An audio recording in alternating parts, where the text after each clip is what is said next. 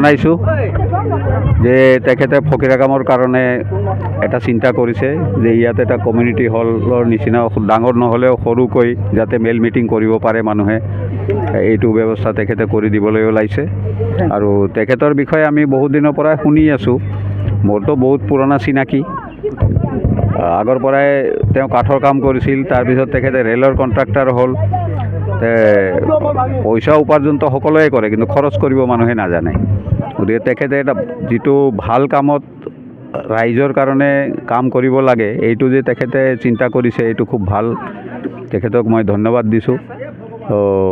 বাকী তেখেতৰ ভৱিষ্যত উজ্জ্বল কামনা কৰিহে মই মোৰ বক্তব্য এইখিনিতে সামৰিব খুজিছোঁ। আৰু মানে বুদ্ধি দাতা দিছিল, আর এই কারণে দাদা মানে শতকোটি প্রমাণ করে আছে।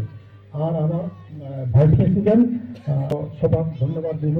আর আমি ইয়াত আহার কারণ হল ইয়ার কিছুমান মানুষ আমার তাত গৈছিল, এটা মানে রেজিস্টার লৈ তাতে এটা কমিটি বনাইছিল বলে আমার দুর্গা মন্দিৰত বহাৰ কাৰণে আৰু মানে কিবা এটা মিটিং কৰবাৰ কাৰণে, কিবা বিয়া শাদী হলে তাত 10টা মানুষ রূপার কারণে একটা ঘর লাগিছিল কমিটি হল।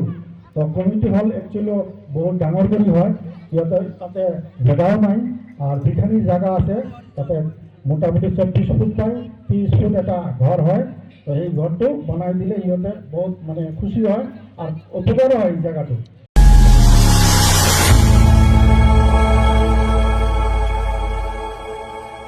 খবৰৰ আঁৰৰ খবৰ, ব্ৰেকিঙৰ হুলস্থুলৰ মাজত ৰৈ যোৱা সমাজৰ নেতিবাচক বহু খবৰ।